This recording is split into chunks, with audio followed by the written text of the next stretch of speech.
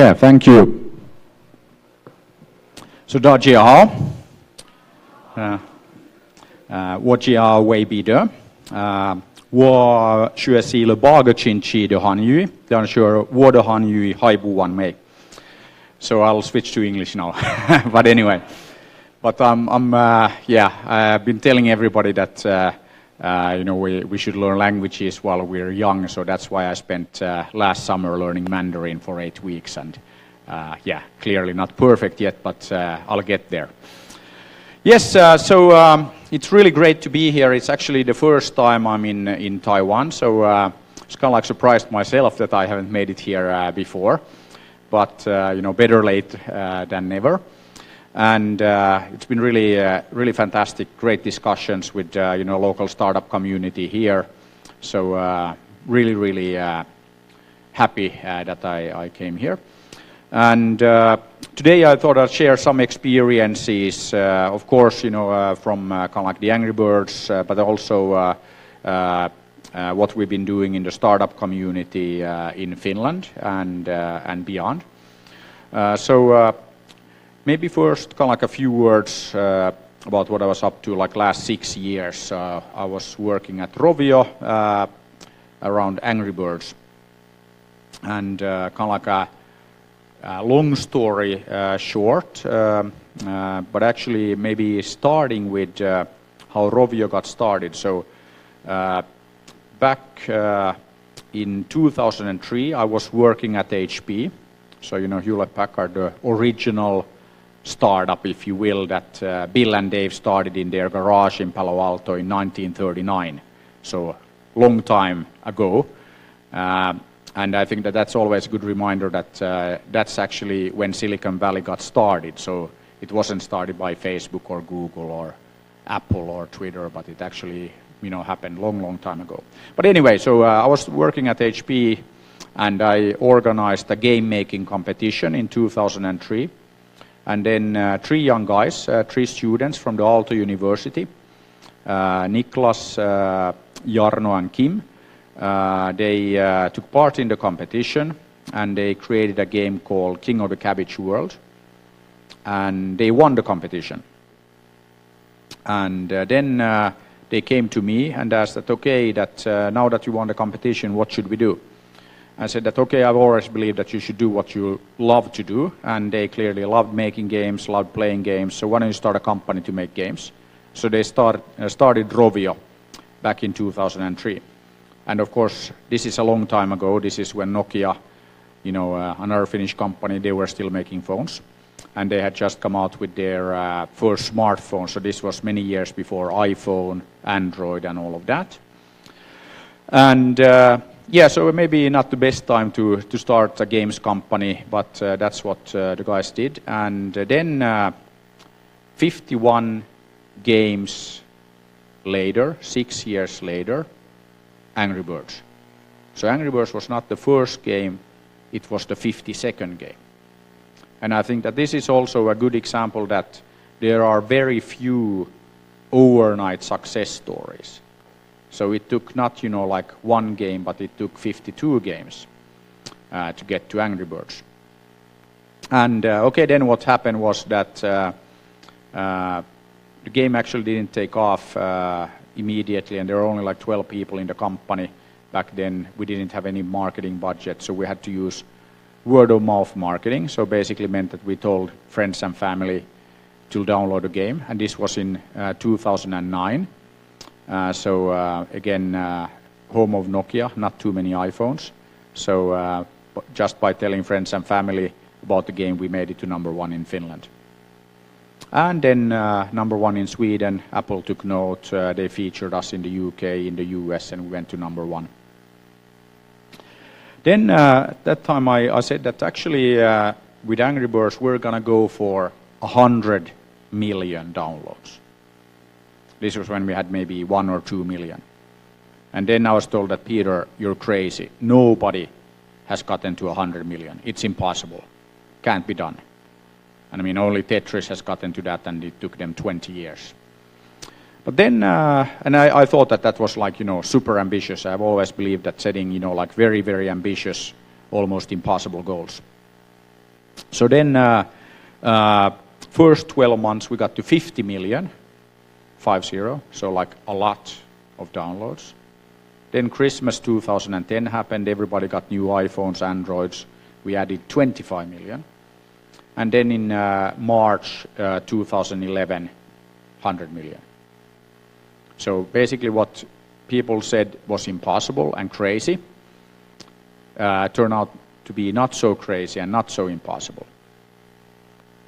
Actually, I always like to say that if people tell you that you're crazy when you're setting the goals, then you're probably doing the right thing.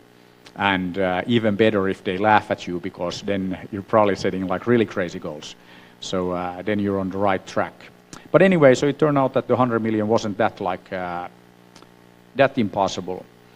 And the interesting thing that happened then that when you achieve the impossible and when you achieve your very ambitious goals, that then people start believing that they can do anything, that it's actually not that difficult, not that impossible to achieve, like in this case, 100 million downloads. And that's exactly what happened. So then when we did new games, then we just set as a goal that of course, like we'll get to 100 million downloads. And that's also then, of course, what started happening, that, we did a new game, 100 million downloads, and if you look at kind of like Angry Birds today, it's about 4 billion downloads, and which is a lot. And but also another thing, what it's kind of like very interesting, that then you start believing, and I then get asked that, okay, like what is the secret of the success? And then I always said, okay, like of course, being from Finland, few hundred people working at the company, so all the people at the company know how to walk on water. Every single one. And of course, what I mean by that is that they don't, nobody has showed them that they can't. So they believe, they know that they can get to 100 million downloads. They know that they can walk on water. So it really is kind of like as simple as that you have to believe, you have to set very like, ambitious, sometimes like goals that feel impossible. And then when you get there, then, like everything becomes much easier. And then, like with this walking on water thing, I always share kind of like the other little secret that, of course, if you come to Finland in the winter, the water is frozen. So again, I think this is also very like typical of impossible goals, that first you think it's impossible, like walking on water, but then you find a new way of doing it. And in this case, if the water is frozen, it's actually pretty easy. And I think this is true for many, many things in life, that first you think it's impossible, and then you start thinking and you find a way. Of course, there are some things that are impossible, but for most things you can always find a way, and you can kind of like find some different ways of getting to your goals. So that's pretty much what like happened with Angry Birds. So I think it's interesting that it went from a student project to the fastest growing consumer brand ever. And if you look at the brand today, 93% of Chinese population, 91% of the Indian population, 9 out of 10 people on the planet know the brand. So it's pretty good for a project that started, in Helsinki, Finland, done by 3 students at Aalto University. So I think that's always kind of like very inspirational, because it shows that, of course you can. And if 3 guys in Helsinki can do that, why couldn't, like 3 guys or girls here in Taipei do the same? I mean, no reason at all. Then the startup ecosystem and what this, the kind of impact that this had. So I think that what is very important, that you have role models. So then when we had the success at Rovio, then, the guys at Supercell, Ilkka and these guys, they looked at Rovio and said, okay, if they can make that happen with Angry Birds, we can do something even bigger. And then they created Supercell, took a few years, sold the company to Tencent for 10 billion. So like $10 billion, a lot of money. First decacorn in Europe, like ever. So not a unicorn, but a decacorn.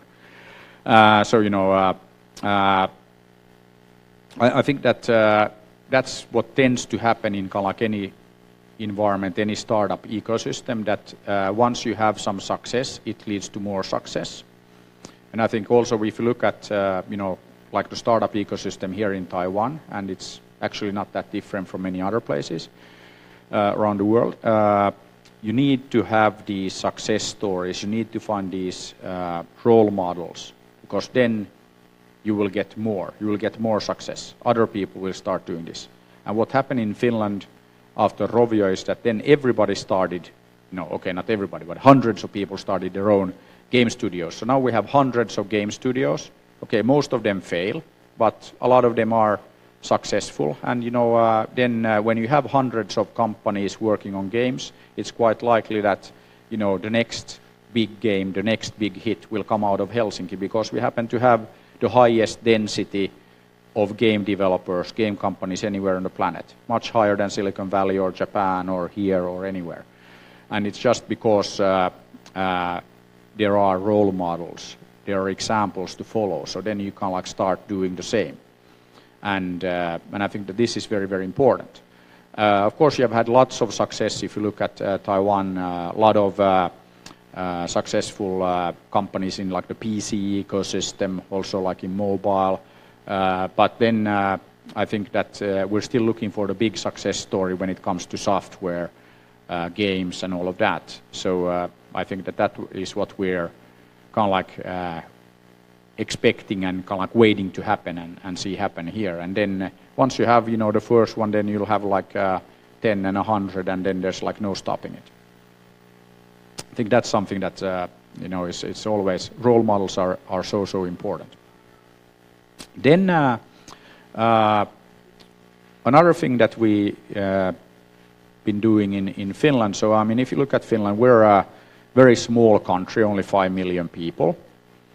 And I was actually giving a talk, actually not too different from this. So I was giving a talk in 2007. So I mean, a couple of years before Angry Birds.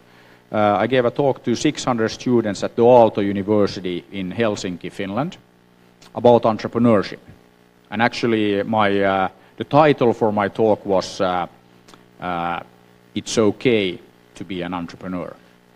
And okay, that's like translated from Finnish.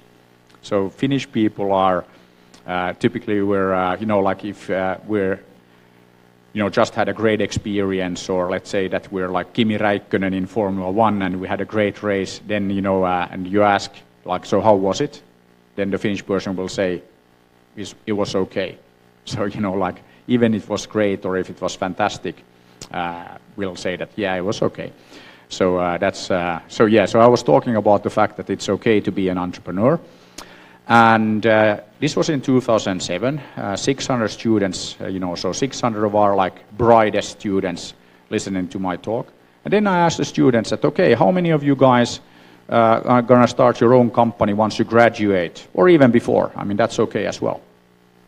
Then only 3 raised their hand in 2007. Only 3 people. So that was like complete disaster. So I said like, okay, we have to do something. I mean, if we don't do something, we're going to be dead. I mean, there's like a future of the nation is at stake. So we need to get, this changed. And then, again, because there are so few of us in Finland, so typically we have a long tradition of working together. So we then got some friends together, and in November 2008, we started Slush. So Slush is a startup event, and what makes it different, it's organized by volunteers, it's organized by young people, it's a non-profit. We actually created Slush to change the mindset, change the attitude towards entrepreneurship. 2008, we did the first event, so we invited a few kind of like successful entrepreneurs in the area. So Risto Siilasmaa, who started F-Secure, is now the chairman of Nokia. Ilkka Paananen, who at the time was running a company called Digital Chocolate, and of course now Ilkka is really well known for having started Supercell. Then invited Sampo Karjalainen, who started Sulake, Habbo Hotel. invited Monty Videnius, who started MySQL. Ilja Laurs from Lithuania started a company called GetJar. And I just asked them to share their kind of like experiences and their thoughts on why it's okay to be an entrepreneur with the young people. So for the first slush, we had 300 people show up, but it was very successful. So again, people were really, excited and energized, and the important thing there, again, I talked about role models. That okay, we had 300 people there, but they were all like crazy people. They were all entrepreneurs. So then you saw that, oh, I'm not the only crazy one. There are other people who are thinking about doing startups and doing crazy things. So it's okay. And then at the first slush, I told everybody that this is going to become the biggest and best startup event on the planet. And you can probably like guess the reaction already. So I was told that, Peter, you're crazy. This is like Helsinki, and we're like far from the Silicon Valley, and it's impossible to make this the biggest and best startup event on the planet. But then if you look at Slush 5 years later, 20,000 people, and biggest and best startup event on the planet. So it turned out not to be impossible. And then I went back to Aalto University, gave the same talk to the students, asked the same question that, okay, how many of you guys are going to start your own company once you graduate, or even before? In just 5 years, things had changed. More than half the hands went up. So we did a cultural revolution in just like 5 years. Totally changed the attitude, totally changed the mindset. So not impossible.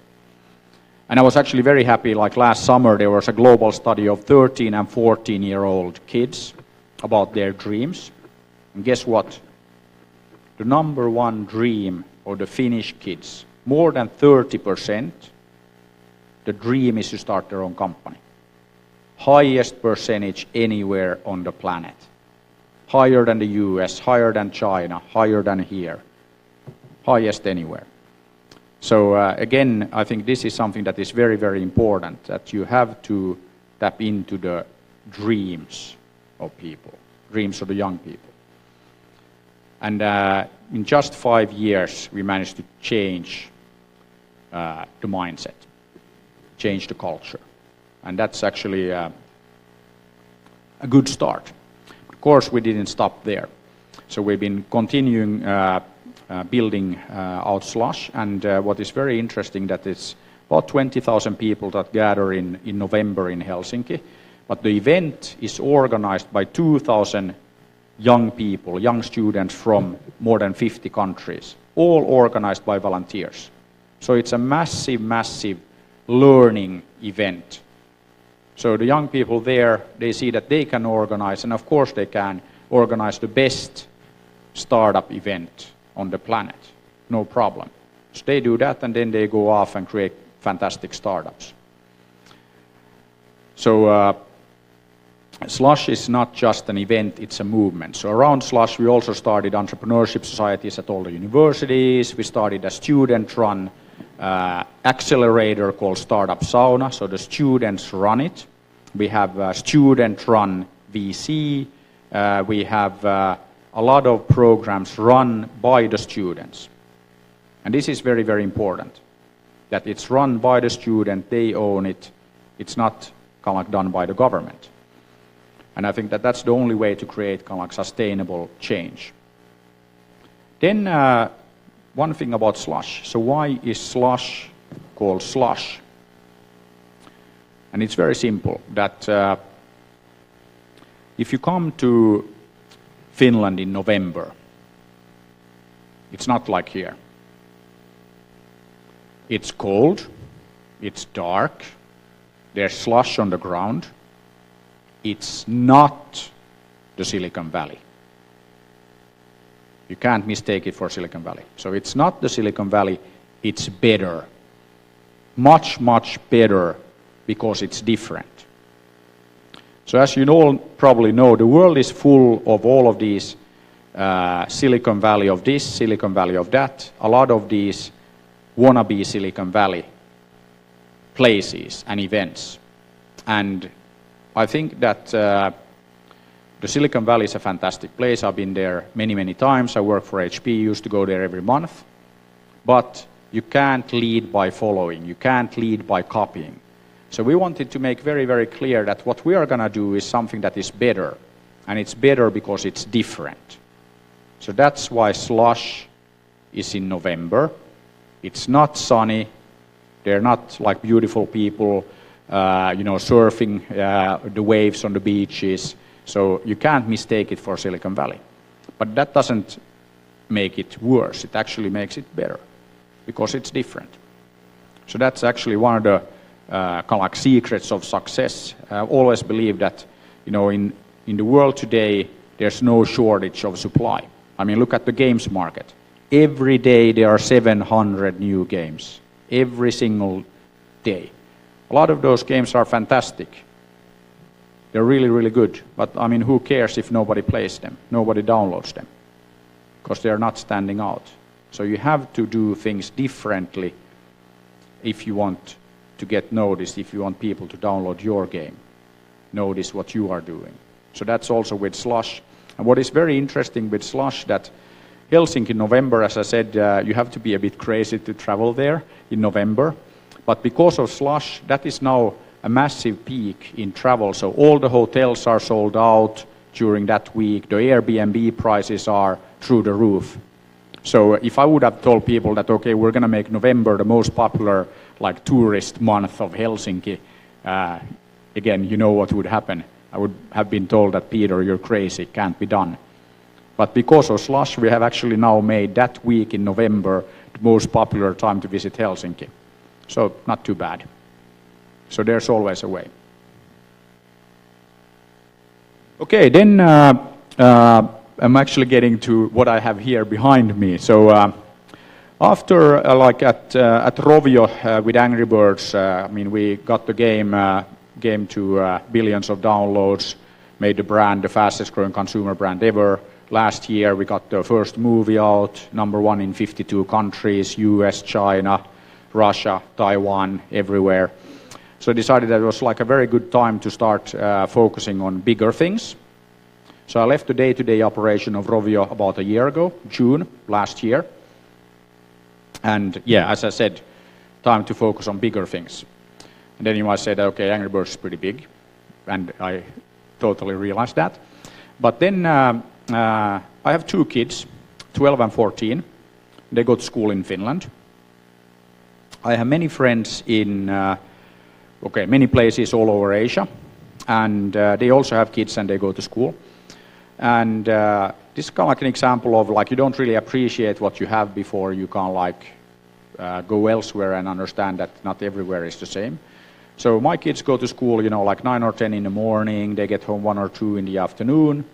They don't have a lot of homework. And that's true for like all kids in Finland. Short school days, not a lot of homework. But guess what? Best learning results anywhere. Then I talk to my friends in Asia, different places, Singapore, Korea, here. And I'm told that their kids go to school very early in the morning, like in Singapore, like 6 in the morning.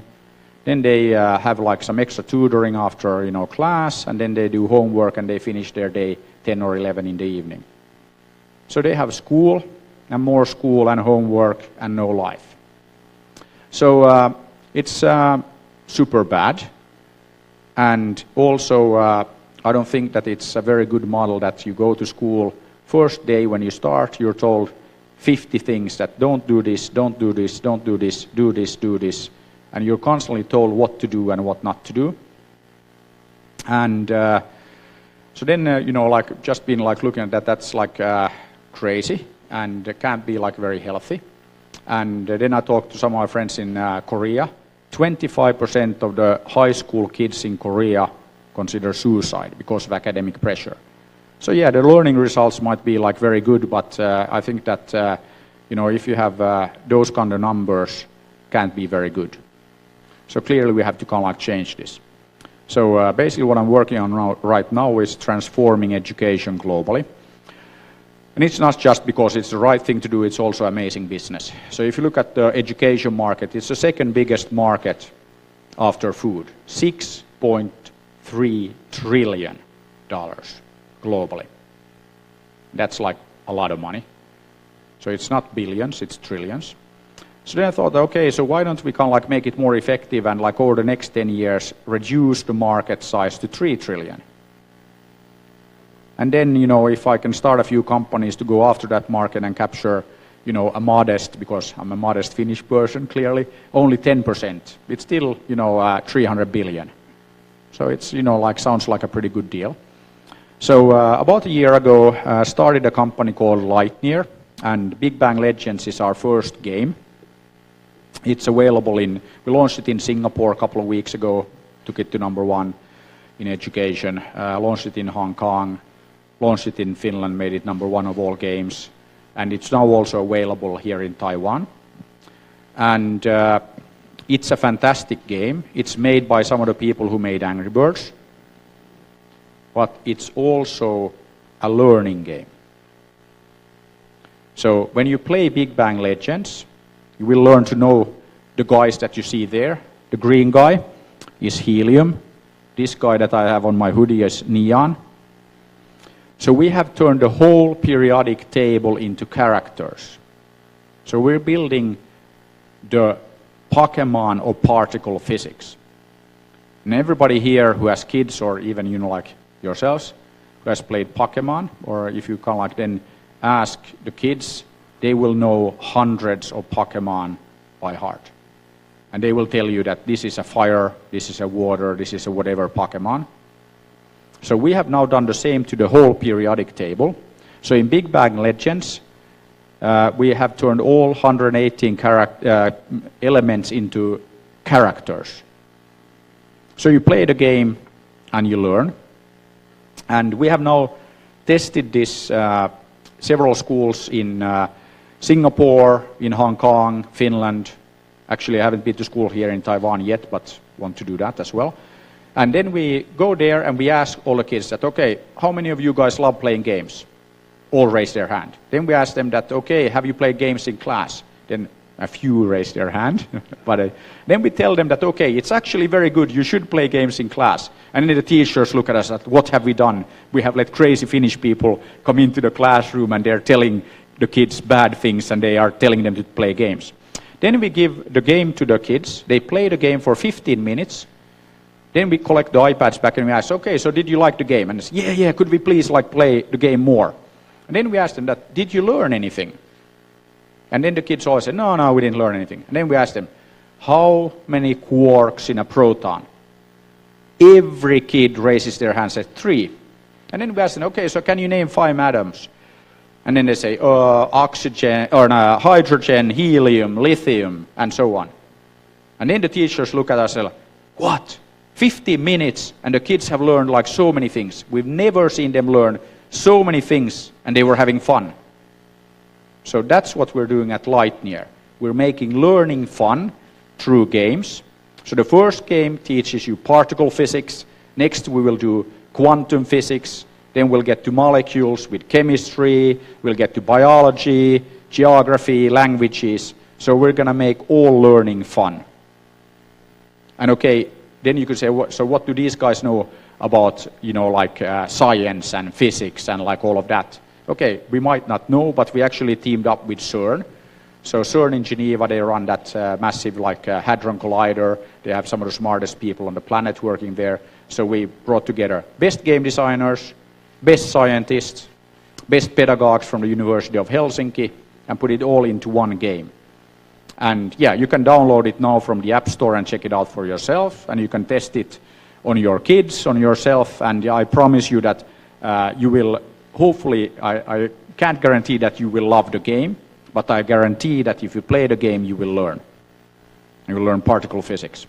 It's pretty amazing. So check it out. Thank you. Thank you, Peter.